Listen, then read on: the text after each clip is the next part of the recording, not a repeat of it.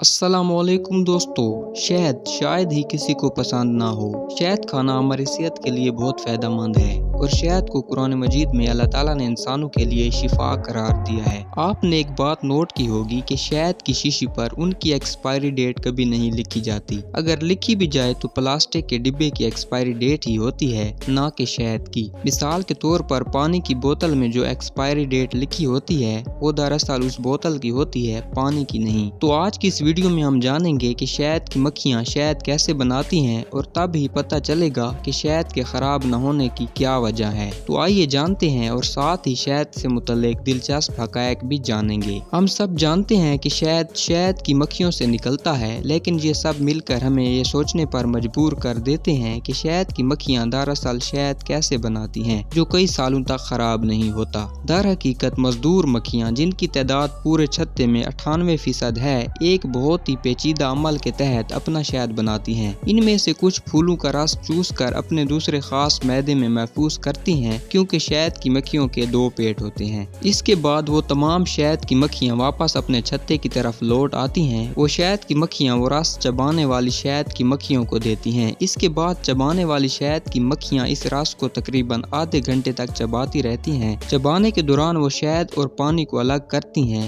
ये उस वक्त तक करती रहती हैं जब तक कि वो मादा शहद न बन जाए। इसके बाद वो तैयार शुदा मादे को शहद के छत्तों में रख देती हैं ताकि बाकी पानी बुखारात बन जाए। इस अमल को तेज करने के लिए शहद की मक्खियाँ भी अपने परों का इस्तेमाल करती हैं। वो अपने परों से हवा पैदा करती हैं ताकि पानी जल्द अज जल्द शहद से अलग हो जाए। इसके बाद कुछ शहद की मक्खियाँ छत्ते के तमाम खुलियात यानी सीने में बने सुराख को मोम से बंद कर देती हैं ताकि इनकी बनाई हुई मसनूआत को महफूज रखा जा सके। क्या आप जानते हैं कि जो मोमबत्ती हम जलाते हैं, इसका मोम हमें इस शहद के छत्ते से मिलता है। शहद की मक्खियाँ अपनी हंगामी खुराक के लिए शहद तैयार करती हैं ताकि जब उन्हें खुराक ना मिले तो वो अपना शहद खा कर जिंदा रह सकें। क्योंकि जब सर्दियाँ हों या मौसम की दूसरी किस्म की तब्दीलियाँ हों तो पोलन बहुत कम पाया जाता है। पत्ते इस वक्त कम उगते हैं, जिसकी वजह से शहद की मक्खियों को खुराक नहीं मिलती। इसलिए वो इन दिनों में सिर्फ उनका बनाया हुआ शहद खा कर जिंदा रहती हैं। आपकी मालूमात के लिए हम आपको बताते चलें कि जब हम इंसान शहद की मक्खी का शहद लेते हैं तो हकीकत में वो शहद की मक्खियों के छत्ते ही होते हैं, यानी शहद का एक हिस्सा। और ऐसा करने से शहद की मक्खियों के लिए शहद की कमी नहीं होती, क्योंकि शहद की मक्खियाँ अपनी जरूरत से 2 से 3 गुना ज्यादा शहद बनाती हैं और इस तरह इनका लाइफ साइकिल बगैर किसी परेशानी के चलता रहता है, जिसकी वजह से हम भी खुश होते हैं और शहद की मक्खियाँ भी। हाँ, जैसे ही आप इनके छत्ते के करीब आएंगे ये जरूर काट लेंगी। शहद 2000 साल तक अच्छा रह सकता है। इसका इल्म इस वक्त हुआ जब कुछ माहिरीन को कदीम मिस्र में हजारों साल पुराना शहद मिला, जो हजारों साल पुराना होने के बावजूद अब भी बेहतरीन मियार में था। लेकिन ये कैसे मुमकिन है? ये हजारों साल तक अच्छी क्वालिटी में कैसे रह सकता है? दरअसल शहद में नमी की मिकदार बहुत कम होती है, क्योंकि बैक्टीरिया सिर्फ नमी से ही जिंदा रहते हैं और किसी भी चीज को खराब करते हैं। लेकिन जब नमी नहीं होगी तो बैक्टीरिया जन्म कैसे लेंगे और चीजों को कैसे खराब करेंगे? इसके अलावा भी बहुत सी वजूहात हैं, जैसे कि इनका pH लेवल कम होना, शुगर का बराबर मिकदार और शहद की मक्खियों के जरिए शहद बनाने का अमल। ये सब इन वजूहात की वजह से होता है।